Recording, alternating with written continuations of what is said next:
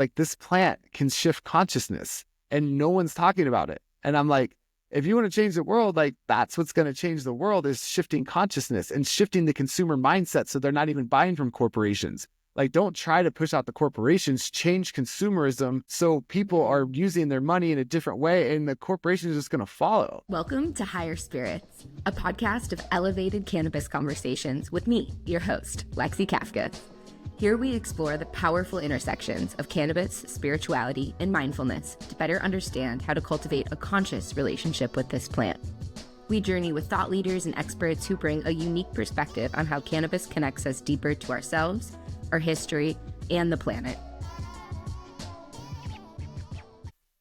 Hello, plant fam. What is up? And welcome back to Higher Spirits. And in today's episode, we have the honor of sitting down with Philip Wolf, a cannabis entrepreneur, mindful consumption advocate, and leader of the Rolling Stone Culture Council. He's also the founder of Cultivating Spirits, the first company in the U.S. to offer legal cannabis dining experiences, and CashoM, a platform dedicated to cannabis education and spiritual exploration.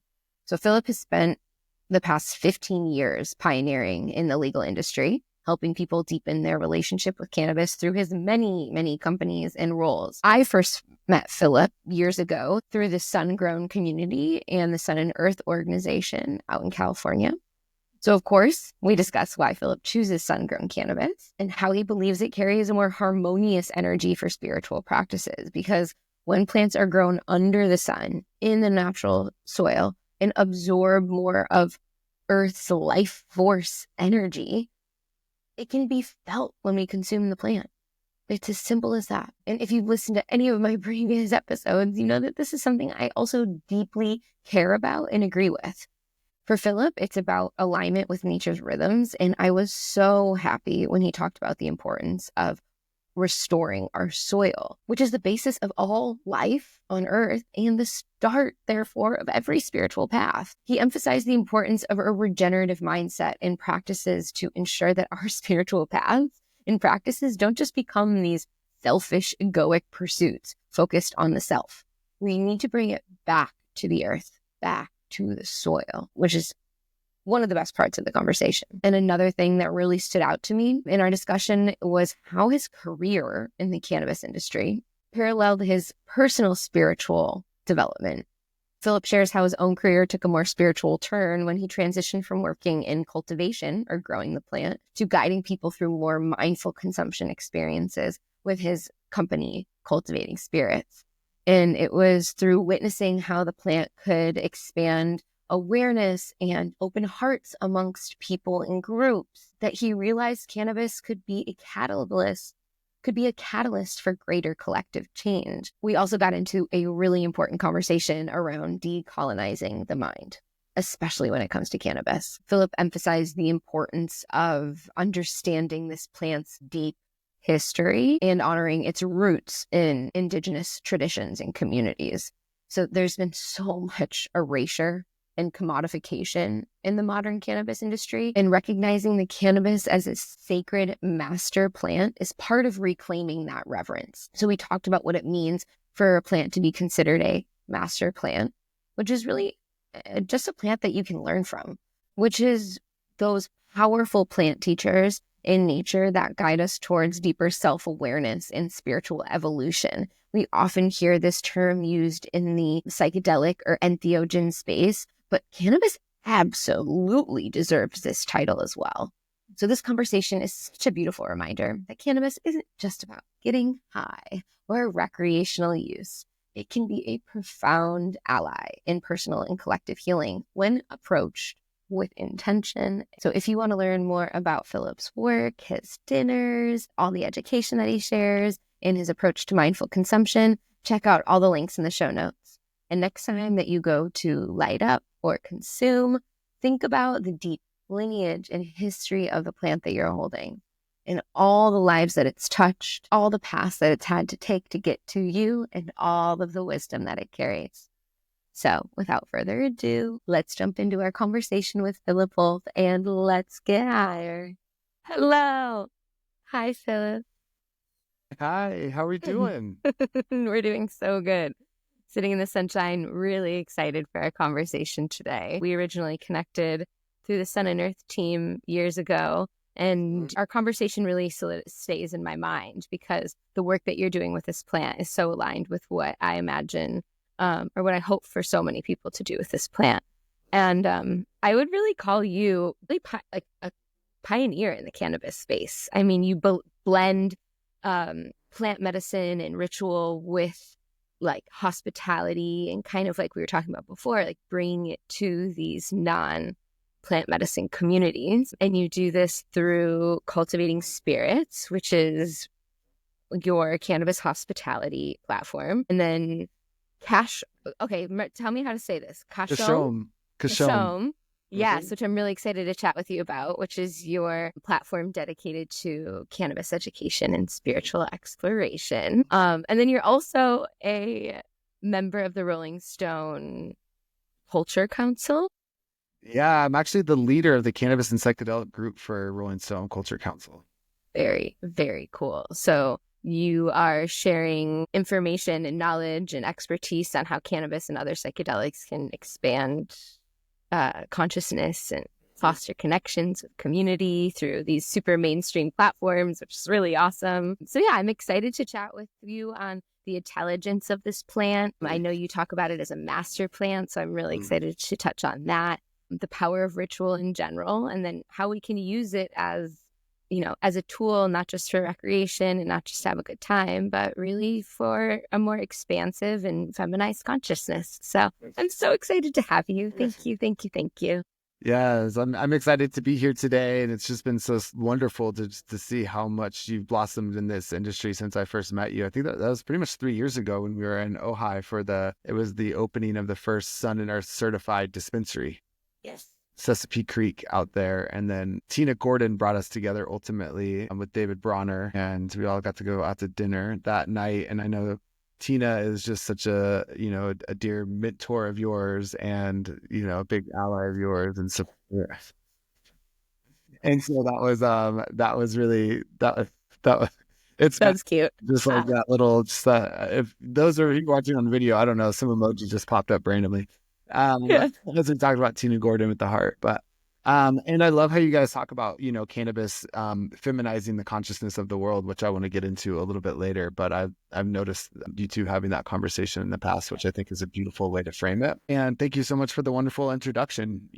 Cultivating Spirits is the first company in the United States to offer legal cannabis dinners to the general public, and the whole realm of that company is to be able to teach people how they can identify their high before they even consume, so they can consume something that will enhance their experience, opposed to take away from it, which is taking them a little bit beyond what they understand cannabis is been historically used for. And that's something that I just absolutely enjoy, is to meet people where they're at and then trying to bring them up to another level, because this plant, in my mind, has unlimited potential based on your own body, mind, and soul makeup of where you want to take your experience and where this experience can drive you to. And through that company, I've served over 5,000 people in intimate settings over the past 11 years. And a lot of what I've learned from that, I turned into CashoM, which is essentially has 2 pillars to it. One of them is educating people in the cannabis hospitality space to understand how to facilitate this as a master plant medicine, and understanding the deeper connection we have while having practical areas of expertise, so you can just open up your own business, right? And in that, there's just a genius in what you communicate the deeper purposes of this plant within the realm of your knowing, while being able to have something that's very digestible for the everyday consumer, because that, to me, is what's so important, because this plant is meant for everybody.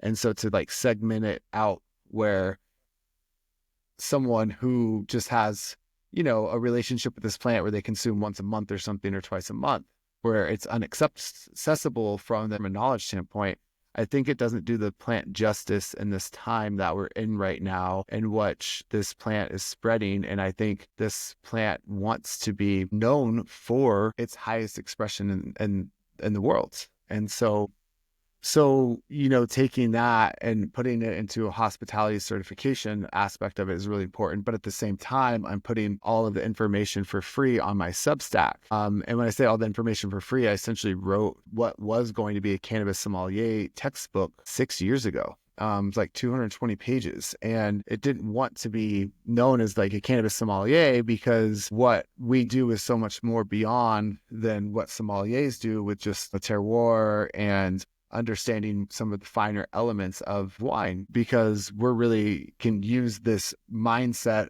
or the lens of being high to advance so many areas of our life. So I was stuck for a little bit with what I wanted to do. And then it became very apparent to me that I just needed to get the information out there for free. So in that Substack, it's sort of delivered in a wisdom, science, and application format with having some very practical information, but also allowing information and being there for you to have a deeper connection. And through that, there's an arc in which all of the information's coming out on, where we're still sort of at the beginning base foundation. And we're going to get into some really far out concepts here in the coming months as I'm sort of starting the beginning of that whole book, and we'll take people to the end. And that's what I think makes it so unique and important to have the consumer education for free, because who are we to like withhold this information from people that can make big change in the world? Totally. Okay, so I've been following your Substack for a while. It's really impressive. It's great. It's beautiful information. So this process of releasing this was once a textbook information is just starting, or have you already? Is that kind of the information? It's just starting. Oh, amazing. Yeah. Okay. It's just starting. We don't even have the good stuff out yet. And I'm eager to get it there, but I decided I wanted to basically start the beginning of the book and publish it to the end. So people will see, and I won't get long into this, but they'll see like a followed by a numerical number, then a U followed by a numerical number at the end of every title. And that stands for module unit. So we're on like module 3 right now. There's 12 modules in that textbook. So once we start getting into module 6, it gets so dynamic. And not to say the stuff we have right now is not great. I mean, we're doing publishing stuff on the endocannabinoid system right now. And by the time this comes out, we might be on terpenes. And terpenes is what really has set me apart in the hospitality space for the past decade plus was, my knowledge around terpenes, and really that being the key ingredient in order to understand how we can shape our experiences in a way that is going to enrich our lives. Yeah. Is that what drew you to the sun-grown community, was your interest in terpenes? How did you end up there? Because that's the community we met through. Sure. I wouldn't say terpenes brought us there. I mean, it's more of, I would say just more of the regenerative principles is the biggest portion of that I like, because, as we're on higher spirits, so much of what you talk about is spirituality, which we're going to get into more. But, to me, it's like, let's ascend so we can actually descend and descend and protect our mother, protect this earth.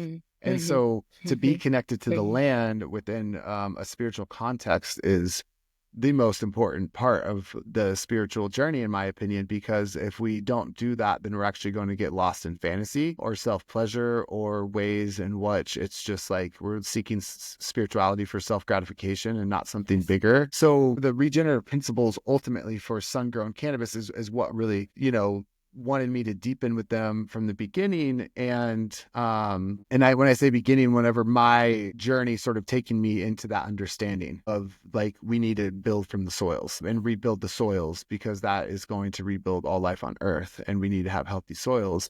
And then, beyond that, there's so many reasons why sun grown is better. I mean, the regenerative principles are what's so inspiring for me, but it's actually has more bioavailability compounds in cannabis. So you're going to get more of a holistic experience with that. Or you're not actually going to have like a come down off of sun-grown cannabis traditionally. Like you don't get that bogged down whenever you're not high anymore. You're just kind of like not high anymore, and you're just kind of cruising throughout your day. Yes. You don't have that. Yes. The potential for anxiety is going to be a lot less. Anxiety can still come depending on what your thoughts are, because cannabis is an internal experience, and that's where you and Tina get into sort of the feminizing of consciousness, but or at least a portion of that, I imagine. And within that, there's, so your thoughts are amplified. So yes, that might bring you an uncomfortableness, but it's not like the anxiousness where a lot of indoor grows have because of the chemicals that are sprayed on them, because of artificial lighting, because they're just not happy, because they're not in nature, they're like literally in the lab. I do believe in the sentience of these plants. And so there is a knowing that it's not in the conditions that's going to best serve it. And there's more points beyond that, but those are some of the ways in which I want to get to that. And, and just real quick on that last little piece, with it being grown sort of in a lab, it's the plant is stressed out. And so with the plant being stressed out, that's going to have more of an effect of anxiety whenever we consume that plant. So there's a number of reasons to go for sun grown, but the regenerative principles is what's most important to me. Yeah. Yeah. I think it's when you were speaking about when spirituality can just become a self-pleasure practice and it really helps us ground. It brings us back to the earth. I think that is so important. I love that you said that. I just want to amplify that message because it is like it's about the we. And it brings us back to the earth and it restores the soil rather than being an extractive process and a polluting process when often grown outdoors. So if anyone who's listening to this podcast knows that I'm a huge sun-grown advocate, so shouldn't be any surprise to anyone, but I think you articulate it in a really, really beautiful way. So thank you. And shout out to Moon Made Farms, because I think we talked about Tina Gordon, but I don't think we said Moon Made Farms. So shout out to Moon Made Farms. And I just spent a month out and almost 6 weeks out in New York for work. And I was, looking for sun-grown product out there. It was limited. That poignant feeling of that come down after the high is so rough for me unless I'm smoking or consuming mainly Tina's weed. So that is a real thing. And I experience it. And no one wants to have a come down. It's like having a hangover. It's terrible. So it's like if you can have the option by choosing product that's grown with integrity, highly suggestive for anyone. Yes, absolutely. And grow your own too. Always consider that as an option as well. Absolutely. And, there's frequencies that can go in these plants from giving it love. I mean, I have some homegrown with, that I consume, and I meditated with these plants multiple times a week because they're on my deck, on my patio. And, as Tina does, she takes them down on the full moons and plants on the new moons and, uses sort of this like lunar sort of agriculture theories that are in place. What I was getting at, I sang songs to it. And so I consume that plant specifically for like prayer and meditation. And it's just like, boom, one little hit and I just blast off into like a higher up realm, it feels like, which is more of just how I'm communing with myself and on the interior. But the access to visions, the access to deeper understandings, the access to, things that I might be wanting understandings of, it is so much richer. And also things that are unexpected will just come to me. And while we understand, we can access these places from these master plants, it's always too of just like starting off giving gratitude and thank you, and not necessarily going to the plants just to receive something all of the time. And I think, that's a balance that I hope the plant community takes on more, because I know so many people go to them because it's like, I need this, I need that, and it's like, hey, pump your brakes. We got plenty of time, they'll come. Yeah. We'll get there. And what can we do for her? Reciprocity. Exactly. Sacred reciprocity, sacred I need. Like, what can we? And I think conversations like this and the work that you do in the world is giving so much to the plant. So yeah, always. I love that. It's not just about what we need. So you were talking briefly about your personal practice. I'm super curious to know more of how your relationship with the plant evolved to what it is today, and how you work with the plant in a more spiritual and mindful way, aside from just hosting these incredible events and educating and writing and podcasting and all of that you do. Sure. Yeah, absolutely. So when it comes to the journey with this plant, I'll speak to that first. And basically, I started smoking in high school, or actually middle school, I'd say. And within that, smoking in middle school, just whatever, very mindless as most middle schoolers do. And then, you started smoking more in high school, was, sort of an escape mechanism. I obviously wasn't conscious of that, but it was just like, oh, I'm going to feel good with friends.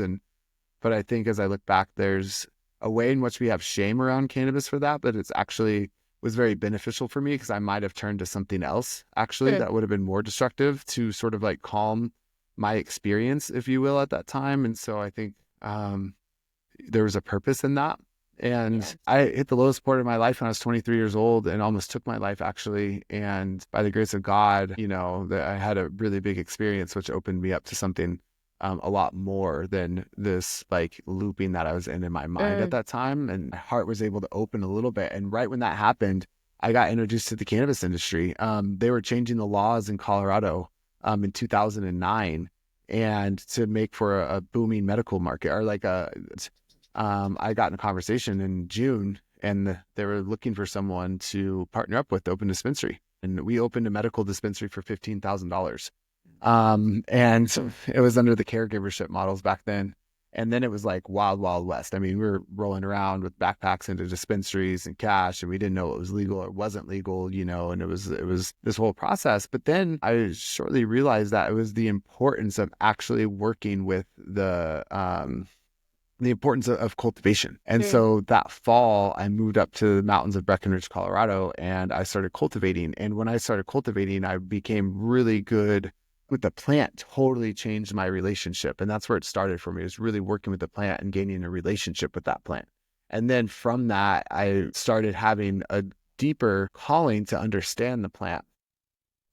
And I became a really good cultivator. So, and then through that, I started doing consulting for a number of businesses around the state of Colorado because I became such a good cultivator and also had sort of this like visionary mind with it parallel to that. So, and I had a lot of good relationships from like the past black market days or legacy market days. And so I was doing that for a number of years and it was really special time for me. And for whatever reason, like I wasn't suicidal anymore, but I wasn't happy.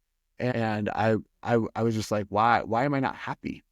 I was like, I'm making like over $100,000 in the gray market. I'm living in a beautiful home in Breckenridge, Colorado. I'm snowboarding 100 days of the year. I work for myself as a consultant for multiple companies. I have an incredible girlfriend and like, I wasn't happy. I was like, this should be the dream of any 26, 27-year-old person. And so I just went and traveled. And in that travel, I had a vision that completely changed my life, which was so special. And it gave me a curiosity that there was something more. Did cannabis facilitate the vision or was it? No, no, but I do say cannabis facilitated the vision in a sense. While I wasn't under the influence of cannabis, I do feel like the spirit of cannabis has involvement in that. And then and put this like perfect alignment in together. And so anyway, I came back and literally on 4/18, I get bashed in the eye playing basketball. So I have this nasty cut on my eye. Should have probably had stitches. On 4/19 the next day, I go down to my dispensary gig and like that I was consulting for, which was in this neighboring town. And they start talking about the end of my contract because it was agreed to 6 to 12 months. I was just going to do my last harvest and then be done. And then the next morning on 4/20, my girlfriend broke up with me just out of nowhere. And I was just like, fuck, man, I got beat up. Lost my job. I like lost my girlfriend. And so I drive back up. This is 2013. I drive back up to Breckenridge, Colorado, and I call a couple of friends and like, hey, let's have a beer. When I used to drink back then. And so we went to the local bar, and then that evening, this guy rolls in from New York City, and he was moving to Colorado to follow the green rush. And so he wanted to land in Colorado on 4/20. That was his thing. And I met him, and he didn't know, he was a Wall Street banker, and he didn't know anything about cannabis, but he knew about business. And so I started working with him, and we just started opening up. We just started like 30 businesses. And all of a sudden, my mind was like, oh my God.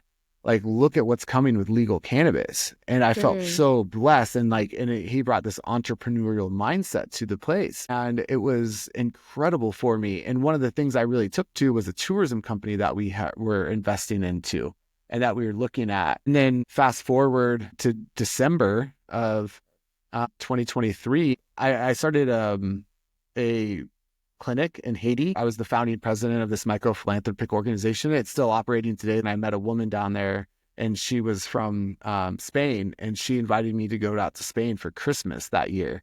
And I ended up going to Spain for Christmas that year, and I was sitting at a wine tasting on the winter solstice of 2023. And that's what seeded the mind of Cultivating Spirits into my mind was the winter solstice of 23. I came back and I started Cultivating Spirits as the first company in the United States to offer legal cannabis dinners. And I had such a draw because why I went on that travel and why I felt lost and why I wasn't happy was because I actually wasn't making impact. I was just cultivating, making easy money and everything. Like I wasn't actually making impact in the world. And all of a sudden with Cultivating Spirits, I saw how I could make impact in the world because I could actually change people's relationship with the plant. And my life started changing dramatically. And I really started going down I started deepening into a spiritual path, which started with the yogic traditions. Mm. And I always say that the name Cultivating Spirits was actually cultivating my own spirit because that paralleled with my spiritual growth. And it started getting a lot richer because not only was I experiencing cannabis myself, I was also serving cannabis in a way in which I'm guiding people. Ultimately, that's what I'm doing at my dinners is guiding people because everything we do is through smoking. It's not through infusions. And so you're guiding tastings, you're holding space for people, and you have all of these tools that you come out at different times in order to educate them. But with that, I started seeing the impact. I was like, oh, wow, we can actually give people a tool to use beyond these dinners that they can use to enhance their life. And if consciousness is awareness, and when we're high, our awareness expands outside of our normal thoughts, then by definition, that's expansion of consciousness. Now, how we use that is going to be maybe completely different to each and every person. And it's also individualized to each person. But I saw that I had this opportunity to make a further impact with this company through that and through hospitality. And as you know, everyone in the cannabis space is an advocate at heart, and it's so beautiful. And it's like, oh, this can make big change in the world. But how can it make big change? I've said on mastermind groups and they're like, how can this make big change? And they're like, oh, let's like create supply chains that, we're not letting any corporations a part of, like, let's be a B Corp, let's like sun and earth. And I'm like, all this is great. But in social justice, which is important, I was like, all these pillars are important, but like, that's not going to change the world. And I was like, this plant can shift consciousness and no one's talking about it. And I'm like, if you want to change the world, like that's what's going to change the world is shifting consciousness and shifting the consumer mindset so they're not even buying from corporations. Like don't try to push out the corporations, change consumerism so people are using their money in a different way and the corporation is just going to follow, and this plant doesn't work well when you're trying to dividing people. That's not the essence of this plant. It is all about unification. So trying to exclude certain people is not sitting with the spirit of the plant. But we can still have difficult conversations, but we don't want to build walls, we want to build the bridges, and that requires us to having to do work with some people that we may not like. And so this is when I just started getting so inspired of the impact that can be had through cannabis hospitality, because we are the ones ushering it to the consumers. And through a rich experience, we can help shift their mindset and hopefully create this North Star that then they can start exploring. Like whatever they're doing with me, all I'm doing is pricking a little hole in their head to potentially shine a little bit of light of how this plant can better their life and this higher expression of the plant. But by them knowing that, and then they're consuming the plant, then the spirit of the plant is coming into their being, and they have this intentionality of a mindset of like, oh, there's something more. And then by, repeating that over years, like they're going to get to a deeper understanding, a deeper relationship. They're going to have these aha moments. Like it can be so many ways. And that to me is so rich. So as I've unfolded that and unlocked that along with other people, then, my intention of my own personal use has changed. What was my relationship when it was abusive to like actually relational? And I say that for me because for some people, they need to smoke all day, every day because of pain management and stuff. And that does not need to be shame. But for my individual body, mind, and soul makeup, there's a certain relationship. And so I noticed abuse. I've noticed certain things that were unhealthy. And my consumption, I know I'm saying right, I'm going to get into like how my relationship is now, but I don't know if you have any questions about that. I was wondering if you could paint what your unhealthy relationship with cannabis was and how you became aware and identified that it wasn't serving you in its highest way. Sure. I was depending on cannabis to help me with certain things that I wouldn't show up and help for myself. I chose to disconnect from experiences opposed to connect deeper with myself to actually like solve those experiences. I would use it to escape, unconsciously escape. And I think that's the worst. But the unconsciousness of that is really what I think the abuse there's the highest potential for abuse.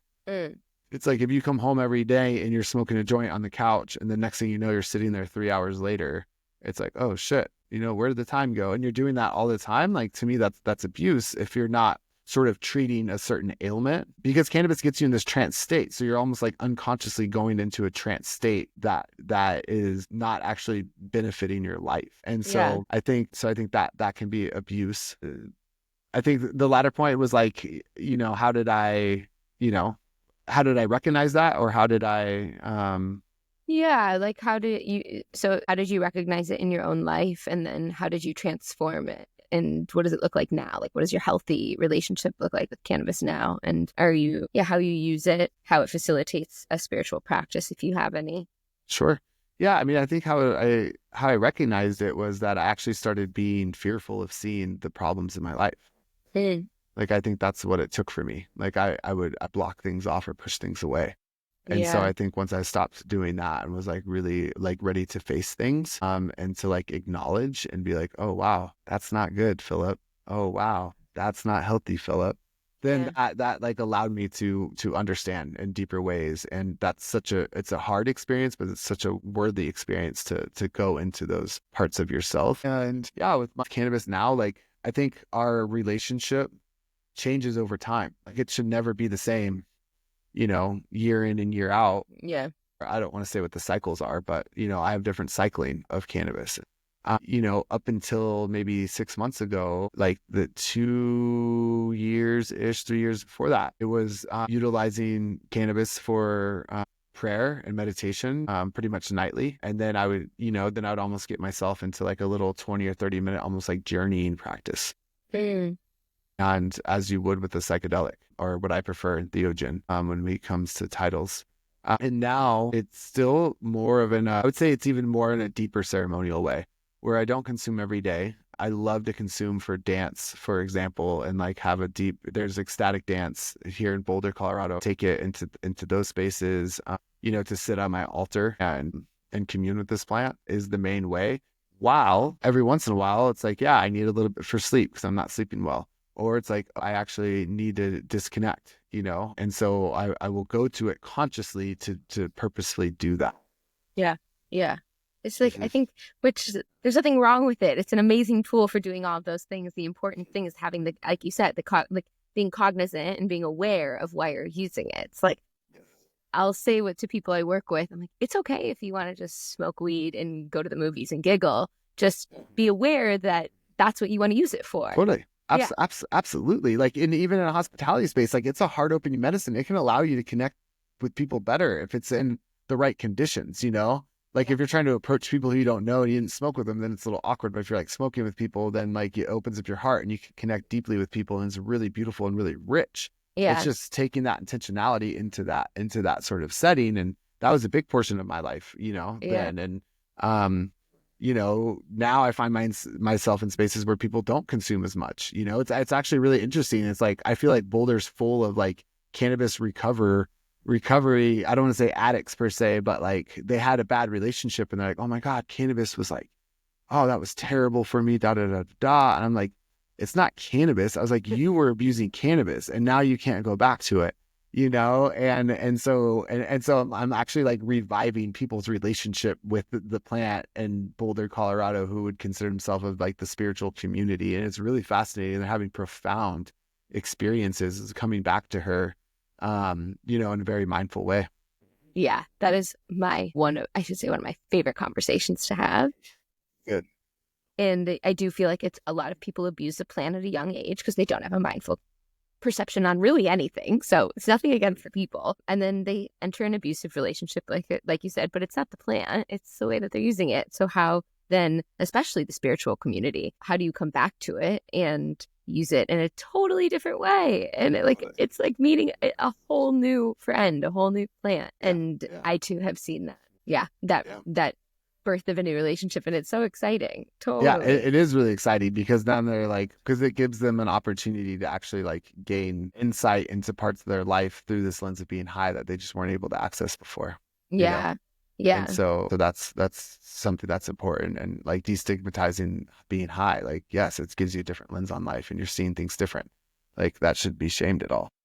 Yeah. And I also have to give my dinners a quick shout out because it's like when you come together to break bread at a dinner table, and then you're also sharing smoke, which a lot of wisdom and indigenous traditions consider of like the unification of spirit. It does create a particular connective, celebratory ambiance at these dinner tables that have a richer experience than most dinners do. Yeah. And it's fascinating because people are already good friends, you know, who are typically sitting at the dinner tables. So to see how deep they can go together is like, it's incredible. Beautiful. I'm actually curious. So there's two threads here that I'd love to pull out. I want to loop back to the indigenous wisdom portion because I know that's something we connected on first. But as you were talking, you know, you work in the hospitality space. You were just at this huge hospitality conference in Seattle, and most of the hospitality world is centered around alcohol. And I would be curious to know your experience between bridging people's perceptions of alcohol versus cannabis, and just, in general, what your experience has been. I'm working in an industry that's predominantly centered around one substance, but you are kind of introducing a whole different frequency. Sure.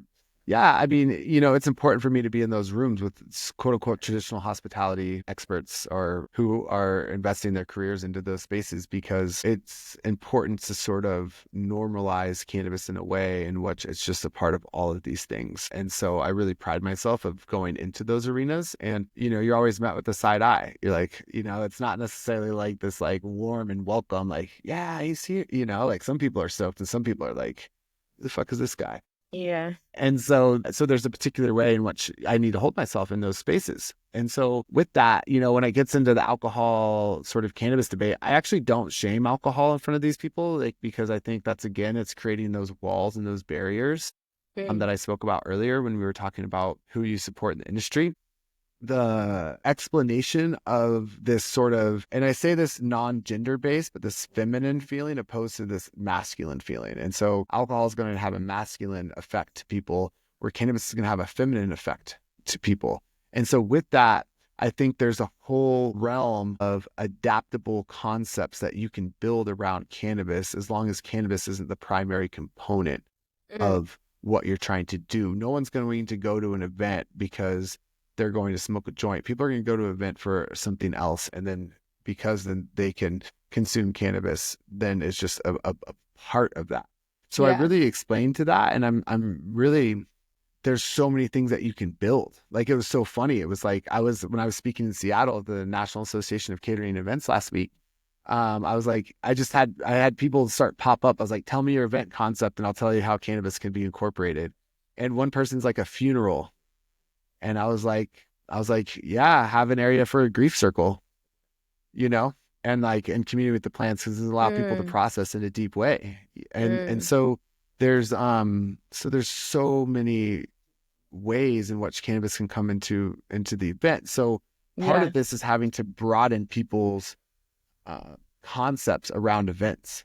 You know, it's not just alcohol and loud music, right? Like there's a whole other ball game. And I think people are starting to search for that. But the one thing that is the biggest ally for cannabis within the hospitality space, when I say traditional hospitality space, it's actually because the Gen Zers are not drinking and people are afraid that they're going to not be prepared for this future business. And so that's the stat that you bring out is that. And then they're like, oh, we got to be prepared, you know? And there's also, and they see it as like the non-alcoholic movement. So a lot of the hospitality professionals are aware of the non-alcoholic movement and that's what they're following. So I will sort of buddy up with that. And then that opens them up to be like, oh, cool. We might want to try cannabis, you know? That's super interesting, actually. I mean, obviously it makes sense, but that seems to be more of the bridge between the concepts. And then you start to introduce these things like the masculine energy that alcohol evokes, the feminine energy that cannabis evokes. And I mean, it's it's fact. Younger Yeah. generations are drinking less than anyone ever has. Thank goodness. I know. And I will say too, one other thing is it's really important in our society, you know, for people to have options. And that's really come on board over the past, whatever, 5-10 years. You know, it's like people deserve to have options, and it's important for people to have options. And so that's like another sticking point, is that you're giving people options of how to, you know, imbibe with an experience. Totally. Yeah. Yeah. One thing doesn't work for everyone. I wish I had more options when I was younger. Alcohol was not my closest ally. It did not really do a lot of it for me. Yes. But okay, I really want to loop back to that Indigenous thread. So you were mentioning that in at your dinners. It's a really beautiful, profound experience because you get to share smoke with people and of the Indigenous lineage. They share certain beliefs about sharing smoke. And I remember discussing the importance of Indigenous wisdom and plant medicine with you when we got to break bread and share dinner together. So how do you think, like, either users or people who facilitate experiences like both you and I do, how can we honor some of these traditions? What are the traditions? And then how can we honor them in a mindful way? So this is such it's a big question. It's an important question. And it's a question that I've had a lot of schooling around recently. You know, more so around the other master plant medicines and like what's happening here in Colorado. So we decriminalized all natural occurring plant medicines, and we have, you know, created a legal psilocybin therapy usage. And so I found myself almost 2 years ago testifying in front of the Colorado Senate, testifying in front of the Colorado House, and there's a lot of polarization going on within, you know, this quote unquote psychedelic community. And it was fascinating to me. And I showed up in this way where I was trying to be a bridge. And originally I saw that as sort of the people who were yes and the people who were no. And then there was sort of this outlier, which was the Indigenous voice, which didn't feel like they were heard. And so I've had a lot of very unique experiences with Indigenous communities here in Colorado when it comes to the plants. And I'm not, you know, and so the first thing I just want to acknowledge is that, like, you know, we have to understand that we have a colonized mind, and we have a colonized mind from our ancestors, from the society that we have. And so within that, for us to, you know, usher these plants really takes care and consideration and self-work. And there is an understanding that, you know, as Indigenous cultures, we can't group them all into one. You know, there's, I think, 350 recognized tribes in the United States. And I think there's probably at least 600 more tribes that are unrecognized in the United States. And I don't even know if I have those numbers fully correct. So I invite you to do the research.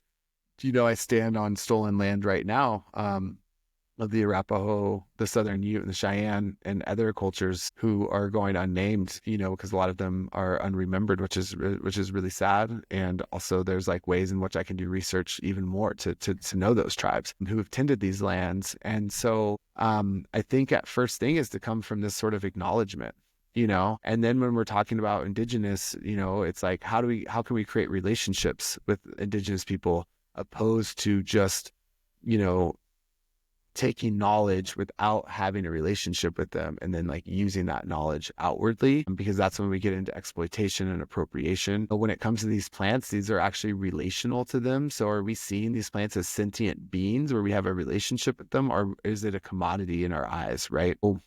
So these are some things of consideration. And I'm also not saying that these are all the things of consideration. There might be things that I'm missing right now. When it comes to, you know, sort of, you know, there's a lot of different traditions that use like kind of the unification of spirit with smoke. So I don't take that from a direct lineage or anything like that, but it is an understanding that I have. And smoke does represent spirit and our expression. There's like an understanding with like the yogic aspect of that as well, going into our throat, coming out of our throat, which is throat chakra and the expression. So there's ways, you know, so there's a number of ways to kind of recognize that. When it comes now, one thing that is important when it comes with cannabis is that Indigenous people will tell you is that, you know, to actually honor the lineage of cannabis and where that comes from. And so there's a number of pathways in which this plant has come here to the United States, you know, and this is one of the most broken and created lineage with plants, you know, that I've had, you know. I mean, there's, because this plant was probably the first foreign crop. It's been a source of trade for at least 4,000 years, longer than 4,000 years, at least 6,000 years, which is just crazy to think about. And it spread around the world on the Silk Road, 2,000 years ago. And so you can look at, African cults using it for religious purposes. You can look at it being, used for textiles and stuff. There's some southeastern tribes that supposedly had hemp and were using hemp for textiles for a long time. How I sort of trace it with my knowledge is, and this isn't even how I've been directly trained in. And so some people would even question like me being able to speak to this. And some people would say this is good. So this is just something that I recognize whenever we start speaking about Indigenous lineages and Indigenous perspectives, with me being a white man and not an Indigenous person, and sort of speaking in these, particular ways that Indigenous people could speak. So, but one thing that I've been told in the past is like, I get like, well, where does this information come from? And, I trace it back to Hinduism and Shaivism, and then the Hindu Indians from India bringing it over to Jamaica because of colonization of Jamaica, the Rastafari cultures adopting it because the Indians would put seeds in their hair and then they started cultivating it. And then that actually came up to New Orleans in the 20s and probably before. It also came through migrants coming in from Mexico as well. But why I consider this route is because I believe jazz culture is what really started popularizing cannabis around the United States. In the 20s, it came into jazz, and then jazz was starting to blow up. And so they're playing shows all around the United States, and then they would bring cannabis with them. And you hear these epic after parties with like Louis Armstrong and stuff like that, who's a huge proponent of cannabis, and they call it like the gauge. That was like the jazz word for it. And so those after parties all of a sudden got it into sort of middle America or upper class America, in those, and then it started spreading that way. While simultaneously we have the Marijuana Tax Act going on, and we're blaming it for migrants and using, starting the war on drugs to really suppress Black and brown people and poor people. So I say all this because Indigenous people want lineages to be recognized, because they want their lineages to be recognized when it comes to these other plant medicines. Mm-hmm. And so it's important for us to do that with cannabis. So us as a colonized mind can, make sure that we're allowing these cultures to live through our stories and through our work. And that's really important for people. Martin Prechtel, which is an incredible author from the Pueblos of New Mexico, and he talks about preserving the seeds. And so we have these seed banks, right? And we have these seed banks, and I believe there's one in Norway that has like every seed in the world that's like really popular if there's this mass extinction. And what his thing is like, no, we don't save the seeds. We actually have to save the culture that holds the seed. And if we're not doing that, we're not actually creating something that's generative. It's still just like a level of exploitation, if you will. Mm-hmm. So yeah, it's deep. It's really, really deep. Yeah. And I've tended really incredible relationships. I've been called out before and always have held in big conversations, but that's always given me an opportunity to learn. And I think approaching things very humbly, that I don't know everything, and have questions and have curiosity while also building relationships, is the best way that we can tend to these relationships and also tend to how we speak about plants. Yeah. It's something that you've put a lot of thought into, obviously, right, and that you've had a lot of conversations around. So I actually think it's really beautiful, your perspective of there's not actually a really specific thing to do in your mind, but it's this more feminine awareness, that just the awareness of it is helping to decolonize the mind, helping to keep that story and keep that culture alive. So I think that's really important for anyone who is listening to this, anyone who consumes the plant, is just do a little personal research on the history of this plant in both your area where you are from, your land, and also on a global scale, because it's not a new plant. It carries a lot of deep wisdom, a lot of deep history, and a lot of deep tragedy. And so just to be aware of that is in a beautiful way honoring it. And you'll learn some fun stories along the way. I mean, there's some fascinating stories, Yeah.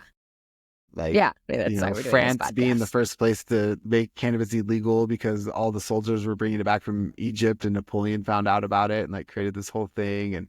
And then at the same time, there was lounges popping up in France where some of the most famous authors in the world were drinking these like Sheesh cannabis eaters. teas and stuff like that, and just like getting their minds blasted open, having these philosophical conversations. I mean, it goes way beyond that, but there's some really fun stories as you look. And the one thing I would say, in regards to like where you can start is just an understanding that we come from a decolonized mind, Mhm. and like that, and like put attention into that, and then allow Yeah. that to drive you. And that can be a challenging thing to look at, but it starts really shaping your perspectives of like, oh, I knew this and this was like so ingrained in me, and you're like, oh, whoa, actually, questioning that. And then it's like, oh Yeah. no, that's kind of scary, that's kind of tough. So, and I'm still doing it. Yeah. So Yeah. yeah. I think we all are. It's an ongoing process. I have a Rolling Stone article on the importance for cannabis and psychedelic leaders to decolonize the mind. So Cool. Okay. people I would can love like, to link to that. yeah, people can link to that. I also have a Substack called The Beautiful Engagement, which actually was a big conversation that I had with an incredible Indigenous woman that happened in the public eye that was big and intense. And Yeah. so I have the whole dialogue that's copy and pasted into that so people can read to it. But yeah, it was a really big conversation. Well, thank you for having these hard conversations. Yeah. Yeah, I you're appreciate welcome. it. Yeah, I can send you that as well if people want to link to it and check it out. Absolutely. I would love to link to it and share it and all of that. And before we wrap up, I have one last question for you. Bring it. Yay. So you've mentioned a few times this concept of cannabis as a master plant. And I just want to take a step back because I think if you are involved in the plant medicine community or the spiritual community at large, this is a more common vernacular. But if you're not, like, what is a master plant? Yeah. What does that mean? Yeah, I mean, a master plant is sorry, yeah, go ahead. Sorry, there's a little glitch there. You're saying, what is a master plant? What does it mean? Yeah, what does it mean? And then to wrap it up, as you know, this podcast is an exploration of how we can help feminize consciousness. So how is cannabis as a master plant doing that in your perspective? 5 minutes, go. Yeah, I know. I was about to say, how much time do we have? Well, first, the term master plant is it's simple. It's a plant that can teach you a lesson, and that's why it's called the master plant. That's how I title it. Some people call that label offensive because like master, who's the master, sort of deal. But I say it as like a master educator, and like someone who's very wise. That's how I refer to master as when I say master plant. So it's a plant that can teach you a lesson. So think about other entheogens. You could even think of like cacao. You could even think of coffee, sort of being these like master plants. And how cannabis can feminize consciousness. I mean, cannabis is how can it, what's the importance of it? Like I could take it a number of ways. So do you want to go with how it can or the importance of? I think that maybe you'll get to the how through the why it needs to happen. So maybe let's go with why you think it's important that we feminize consciousness now, and then like I think how cannabis fits in there will follow. Yeah. I mean, I think the importance of the feminization of consciousness is so we can become more empathetic and that we can be connected to all life on earth. I believe that if we want to change the world, if the world would start seeing all life as sentient, then it would instantly be benevolent. And we don't. And so we come to it from an extractive masculine way. And so the feminization of that, I believe, of consciousness would help drive that forward. It's going to have more of a nourishing quality for all. And I think we need nourishment in this very like highly driven, highly worked environment, fast-paced environment that we have. The idea in which we can bring in sort of as masculine people, we have the feminine a part of us. And so for us men to be able to bring these qualities up while still holding the pillar of the divine masculine, which has many important pillars to it, but it's a fine line between the divine portion of it and the toxicity portion of that masculine. And so to be able to hold both of those pillars at the same time will be incredible for us men, and it's so needed. So with men, we wouldn't be as manipulative. We wouldn't like be putting those hooks into things that we want and sort of like tweaking things to make it get fit, quote unquote, our agenda, while putting on this outward face that there's, that we're showing up as this type of person. And a lot of those qualities to even quote unquote the awakened man are such in the subconscious where they actually don't even know it's happening, but they're doing it. And there's a lot of, can go really deep into that subject because of a lot of self-work that I've done for myself, on myself. And so, with cannabis, there is a feminine quality in what she brings. And I say she, again, not in the gender, but in the energetic. And so it is more of an introspective. It is more of a receiving. It is more of like, oh, what's going to come to me, opposed to like this outward doing. And I can say that with like thoughts, with visions, with things of that nature. Through that, can become a mastery of your consumption and what you actually start understanding how cannabis can get you connected to nature, how cannabis enhances art, how cannabis can make you better at athletics, how can you use cannabis in a way to connect with people. And there's a lot of these pursuits that we have in life that cannabis can enhance. And through that, I think it allows us to be our best selves. And by us being our best selves, it's going to make for a stronger world.